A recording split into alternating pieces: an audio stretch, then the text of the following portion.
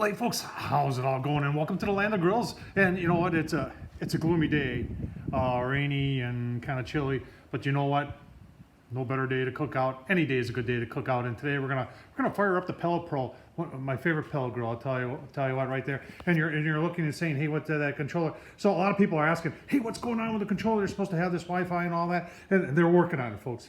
They don't want to release it to you until it's 100% ready. So right now they're working on it. They're doing some beta testing on them, and like I said, they're not going to let them go to you until they're 100% ready. They want to make sure that when they ship out, they're going to work. So I tell you what, I got some beef ribs.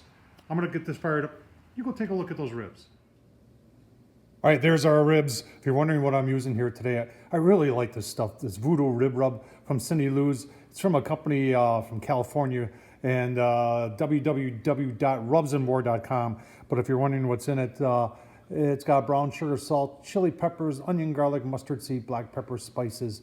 Added sugar is 40%. No MSG, no gluten, no common allergens. So good stuff.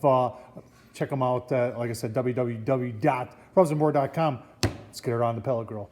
All right, folks, let's take a look at our ribs. You're saying, what the heck you got going on there? Well, adapt and overcome. It is raining, and I do want to protect my grill. So I had that little piece. That was like a pellet grill cover that a company was manufacturing a couple years ago. That had magnets on it. That was supposed to be like some sort of shelf they would stick on there, and it obviously never caught on.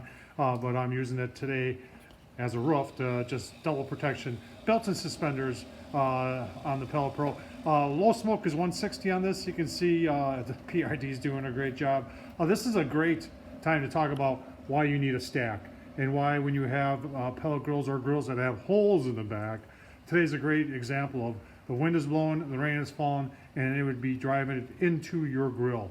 And I don't think that's a good thing, and that's why I always advocate either putting a stack on or covering up those holes in some way in order to keep the wind and the rain or the snow from getting in there. Let's take a quick look at the ribs. We just put them on.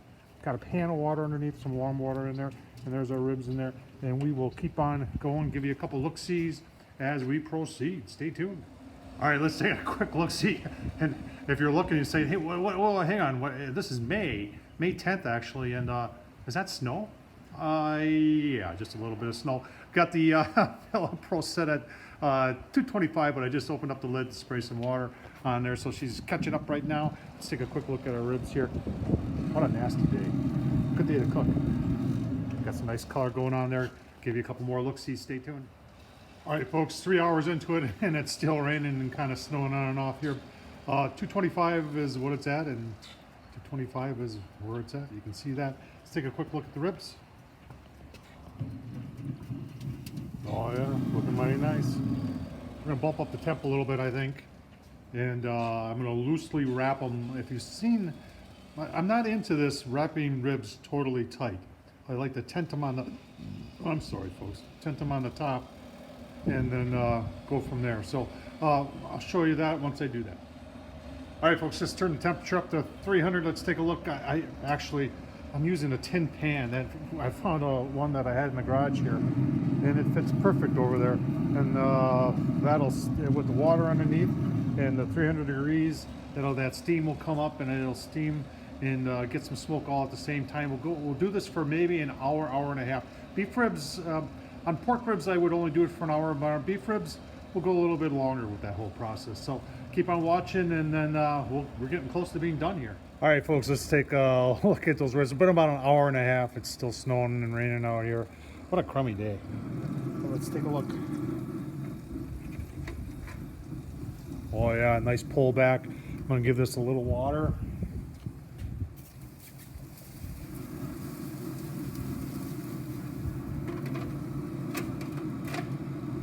Cover it back up, and we're going to do a toothpick test in about 20 minutes. All right, folks, we're at 5 hours and 15 minutes. Let's take a look here.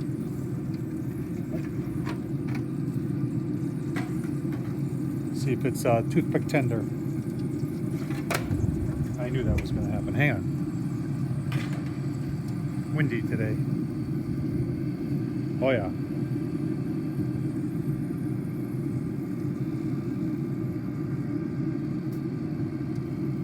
Definitely there.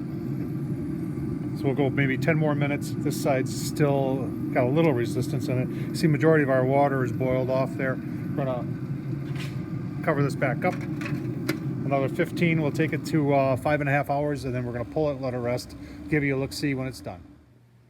Oh man, folks, there's our beef ribs. 5.5 hours, 15 minutes to cool wrapped.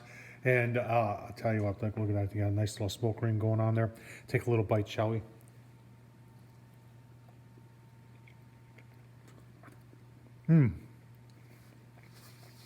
Nice and juicy. Cindy Lou's on there. Man, that's some that Voodoo rib rub. Outstanding, folks.